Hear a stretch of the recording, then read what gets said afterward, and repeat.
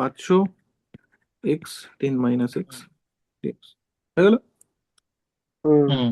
তাহলে আমি প্রবাবিলিটি পেয়ে গেলে তো, pro- তুই কি pro- এটা এটা বলতে পারিস মানে এক্স এর গড় যা আসবে এক্স স্কোয়ারের গড় তার ডবল এরকম কিছু হবে? না বাবু, তাই কি হলো আগের বার? দেখো তো, ডবল না, তুই আগের বলছিস বার স্কোয়ার, তুই স্কোয়ার বলতে চাইছিস তাই তো? স্কোয়ার দেখ তো না, এখানে এক্স এর অ্যাভারেজ কত হয়নি বেরিয়েছিল হয়নি এখানে? B by two. 6.67।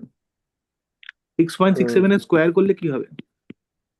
6.67 এর স্কোয়ার করলে হবে 40-এর কাছাকাছি কিছু একটা হবে। হ্যাঁ হ্যাঁ, এটা 50 কিন্তু এক্স স্কোয়ারের অ্যাভারেজ কত বেরোলো? 50। এটা। তাহলে একটা ভীষণ ইম্পর্টেন্ট পয়েন্ট যেটা এই তোরা বললি বলে উঠে এলো, ছোট করে লিখে দিচ্ছি এখানে। এক্স এর অ্যাভারেজ বার করে তার স্কোয়ার নেওয়া আর এক্স এর স্কোয়ারের অ্যাভারেজ বার করা দুটো সমান নয় দুটো কিন্তু। সমান। ঠিক আছে, আমি এক্স এর অ্যাভারেজ বার করলাম, তারপরে তার স্কোয়ার করলাম, আর এক্স এর স্কোয়ারের ডিরেক্ট অ্যাভারেজ বার করলাম, দুটো সমান নয় কিন্তু। কেন সমান নয়? কেন? ফিজিক্যাল আইডিয়া বলতে পারি, আমি খুব ম্যাথমেটিক্স যাচ্ছি না, এটা ম্যাথমেটিক্স এক্সপ্লেন করবো না আমি। কেন সমান নয় এটা ভাবতে পারিস কি? হুম, খারাপ। হ্যাঁ, তার কারণ মানে এখানে তো মানটা বেড়ে যাচ্ছে, তো গড়ের মানটাও বেড়ে যাবে না? মানে কোন ক্ষেত্রে আরেকটু বুঝিয়ে বল, হচ্ছে আরেকটু বুঝিয়ে বল। হ্যাঁ, মানে ডান দিকেরটা বলছি আমি, ওখানে তো হ্যাঁ এক্স এর মানটা বেড়ে যাচ্ছে, তো তার গড় হ্যাঁ করলে তো মানটা ওভারঅল বেরিয়ে যাবে। হ্যাঁ হ্যাঁ হ্যাঁ, বল বল।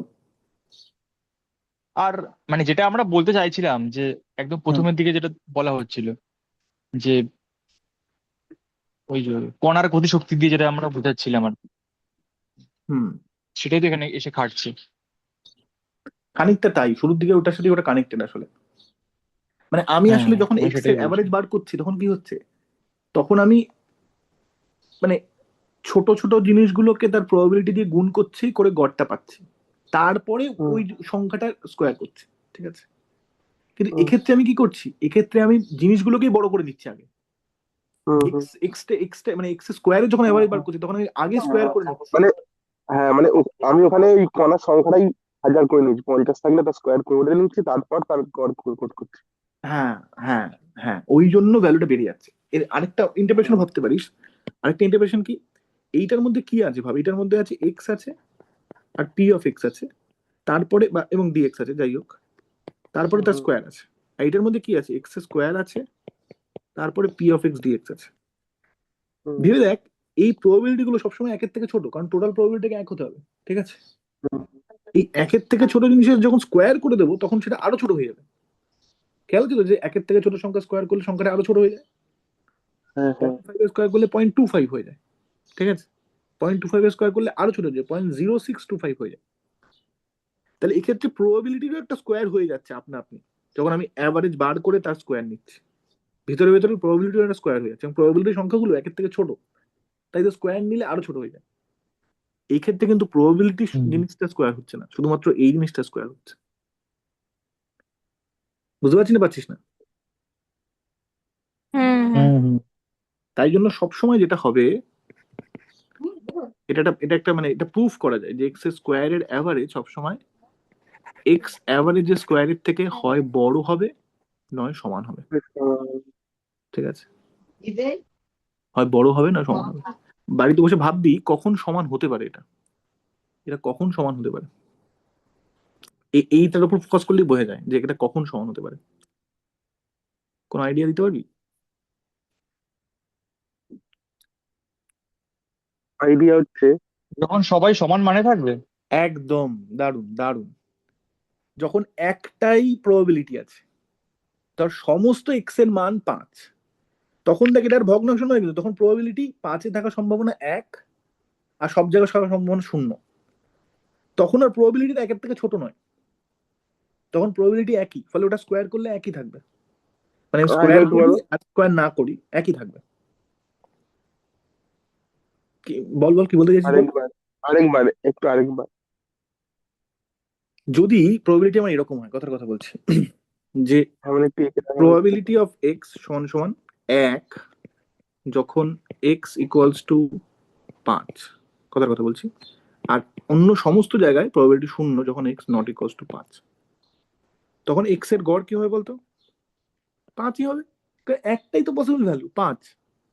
হ্যাঁ হ্যাঁ এক্স এর গড়ের অ্যাভারেজ কি হবে? সরি, এক্স এর গড়ের স্কোয়ার কি হবে? 25। আর এক্স এর স্কোয়ারের অ্যাভারেজ কি হবে? এক্স এর স্কোয়ারের অ্যাভারেজও 25ই হবে, কারণ একটাই পসিবল ভ্যালু 25 গুণ probability of x equals to 5, সব জায়গায় তো 0 আছে, তাহলে হুম, এটাও 25ই হবে। এখানে এক্ষেত্রে এক্স স্কোয়ারের অ্যাভারেজ কি করে বার করবো? এক্স এর মান যা খুশি হতে পারে, সব কটার স্কোয়ার নেব, কিন্তু সব কটার প্রবাবিলিটি তো 0। একটা জায়গায় প্রবাবিলিটি 0 নয়, কোথায় প্রবাবিলিটি 0 নয়? এক্স ইকুয়ালস টু 5 হলে। এক্স আচ্ছা ইকুয়ালস টু 5 হলে এক্স স্কোয়ারের ভ্যালু কত? 25। 25 গুণ এক্স, এক্স এর 5-এ থাকার সম্ভাবনা, আর বাদ বাকি সব শূন্য, ঠিক আছে, কারণ এক্স এর আর কোথাও থাকতে পারে না। তাহলে হুম, হুম, তখন এক্স এর স্কোয়ারের অ্যাভারেজও 25 হবে, এক্স এর অ্যাভারেজ স্কোয়ারও 25 হবে। ম্যাথমেটিক্যালি কি হচ্ছে, যেহেতু এইটা 1 হয়ে যাচ্ছে, 1কে আমি ডিরেক্টলি গুণ করি তারপর স্কোয়ার নিই, আর 1কে আমি এইটা আগে স্কোয়ার করে তারপরে 1 গুণ করি, কোনো পার্থক্য হয় না। বুঝতে পারছি না, বুঝতে পারছি না, খানিকটা মানে ইনটিউটিভ আইডিয়া দেওয়ার চেষ্টা করছি। এগেইন এটা প্রুফ করা সম্ভব, আমি ম্যাথমেটিক্যাল প্রুফে যাচ্ছি না, আমি ইনটিউটিভ আইডিয়া দিচ্ছি যে এক্স এর স্কোয়ারের অ্যাভারেজ সবসময় এক্স অ্যাভারেজের স্কোয়ারের থেকে বেশি হবে, ঠিক আছে। হুম, একটা ক্ষেত্রে সমান হতে পারে যদি এক্স এর একটি মানই পসিবল হয়, আর কোনো মান পসিবল না হয়, মানে সবাই একই ভ্যালুতে আছে যদি এরকম হয়। বুঝতে পারছি না, বুঝতে পারছি না, হুম, হুম, হুম হুম এটা খুব গুরুত্বপূর্ণ নয়, মানে গুরুত্বপূর্ণ নয় বলতে ওই আর কি, মানে এইগুলো দেখতে পেলে আর একটু বেশি দেখা যায় ভেতরটায়। তুই দেখবি, এই জন্য দেখবি মানে গ্যাসের ক্ষেত্রে আমরা দেখাবো, এটা বারবার দেখাবো যে গ্যাসের গতিবেগগুলোর যদি আমি অ্যাভারেজ বার করি তারপরে তার স্কোয়ার করি, দেখবি ওটা অত বেশি হচ্ছে না। কিন্তু গ্যাসের গতিবেগগুলোর স্কোয়ার করে তার অ্যাভারেজ যদি নিয়ে আমি, স্কোয়ার করে তারপর অ্যাভারেজ যদি নিয়ে আমি, তাহলে দেখবি এটা আচ্ছা অনেক আচ্ছা বেশি হবে, ঠিক আছে। হুম। এটা ইন্টারেস্টিং ম্যাথমেটিক্যাল ফেনোমেনা আর কি।